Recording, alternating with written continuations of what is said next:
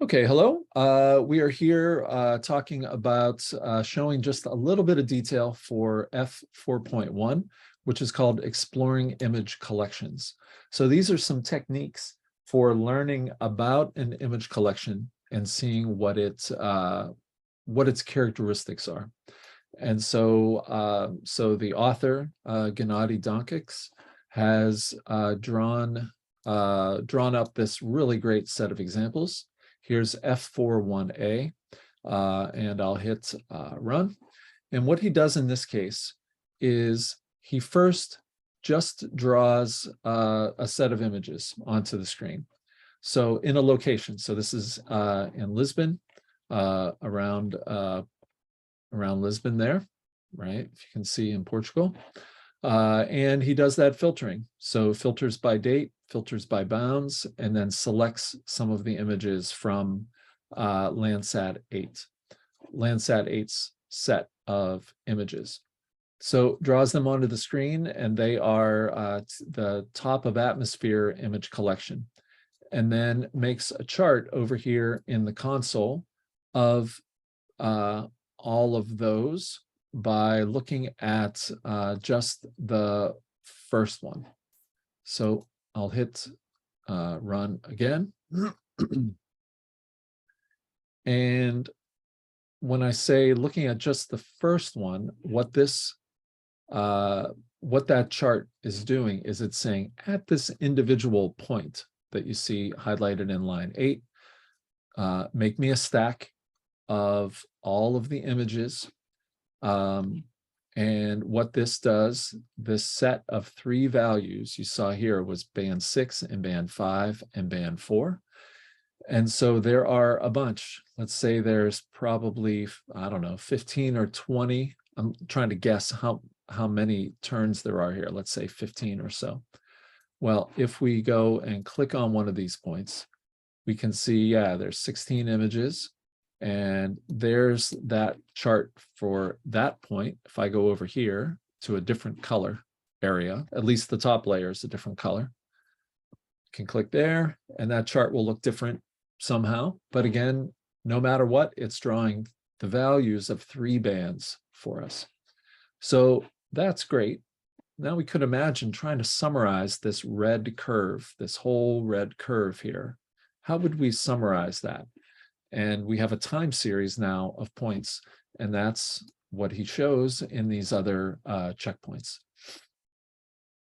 So when we run this does a really, really neat trick, which you can all learn, of counting how many images there are underneath each pixel and drawing them. So you remember back in the Shanghai example in chapter F4.0, we noticed that different pixels, different locations have different numbers of images that pass the test that we put on them with the filtering operation. And so we can ask, how many are there at this in the green area? And here it counts them up for us, and it says there's 64 in that location. I clicked on a green one, which is at the intersection of these spots. If I click there in the middle, I bet there will be quite a few less, maybe 1/4 or 1/3 as many, because it's not at the intersection. So across all of this area, and now I'll type 3 to turn off number 3 and 2 to turn off number 1, across an area as big as all the way from Spain over to Greece. This is the shape of the variability of the images. Now, if I remember right, these filters haven't been filtered for the cloudiness. They've been filtered just for the date. So it's not cleaning them up in any way. It's just simply counting how many there are. So that's sort of the upper limit in every pixel of how many we could have. So that is really pretty neat. So if we click here in the inspector and we go look at the click here. Sorry, I will try moving in over here. All right, so there they are. And now we'll go to F4.1 C. So F41C is really neat. It does that same operation that we have seen in F40 in checkpoint F40C, where in there, chapter F4.0, we do the mean and the median. And so here in this case, you can see that the mean and the median of whatever this operation is, whatever these bands are, is not so different. While the mean and the median in this case is just selecting particular bands, bands 6 and 5 and 4, to make a true color image. So in this case, the mean value, here you can see the top image is cloudy, but the count of images allows us to sift through and not settle for only the top image, but we can ask across the whole layer what it looks like. So here is first the mean. I'll move it back and forth. There's the mean. You can see here, if I move just halfway across, there's a different number of images over here on the left than on the right, because this is the seam in between two rows or two paths of data. And yet the mean value does a really good job of summarizing or of reducing across those two differently sized data sets to give you the mean. And it's not messy here. I was looking to see if there's a line, but if there is, it's pretty small. The median value is different, but still good. It again this is true color. So these are the colors that we would see passing over in a plane. I think it's a little easier to see that texture. I hadn't really noticed it very much when we were looking at just the mean. And so that is another example, like what we saw in 4.0, of how the mean and the median are different. So what Gaina did in 4.1D is, I think, one of my most favorite maneuvers in the whole book. And so that is a big part of why I asked him to write this whole chapter, is because of this image of F4.1D. And F4.1D, again, focuses there on Lisbon. And you can see over here on the side, there's the mean and the median from the previous checkpoint. But then there's also these mysterious things called 10, 20, 30, 40, 50, 60, all the way up to 80.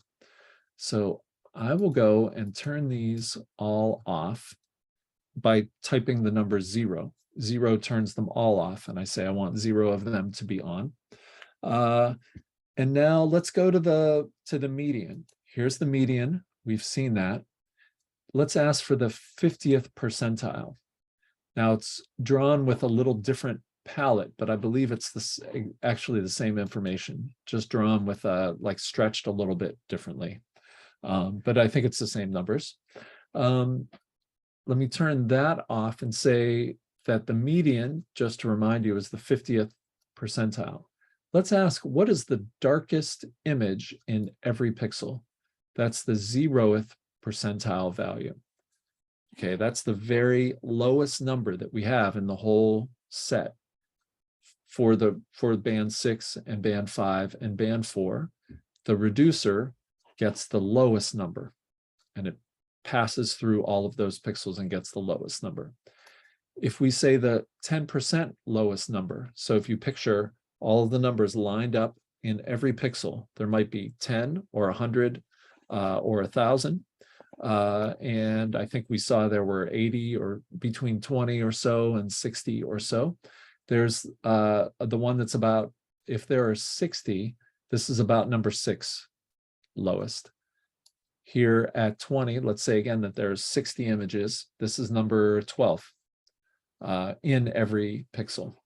And so now we can start to see some texture that I don't think is very easily, it's not as naturally visible. I think that in his chapter, Gaina says that he likes the 30th percentile image. He says it's better than the median. The median, I'll turn on the median.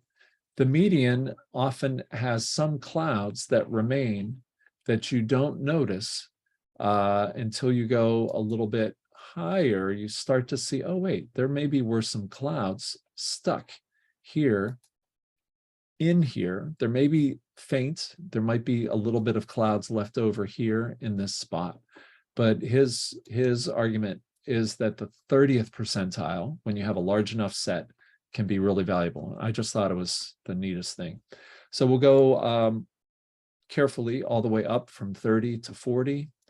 Then here's 50, and you can see it getting brighter and brighter because it's selecting further and further along that list. Again, if we had 60 images, this 70th percentile, that's number 42. Then 80 in 60, that's number 60, whatever it is. I'm getting mixed up, 48 or something. And so here's the 80th percentile. There, and what it shows is there's a cloud in almost every one of these pixels. There's at least 10 clouds or so, 6 or so clouds in every one of these images, maybe 10 or 12 clouds at every one of these pixels. And so we can screen them out by ignoring the highest ones and perhaps stopping when we get to the 30th percentile. Not too dark and not too bright. And so that is what we want to show you for F4.1.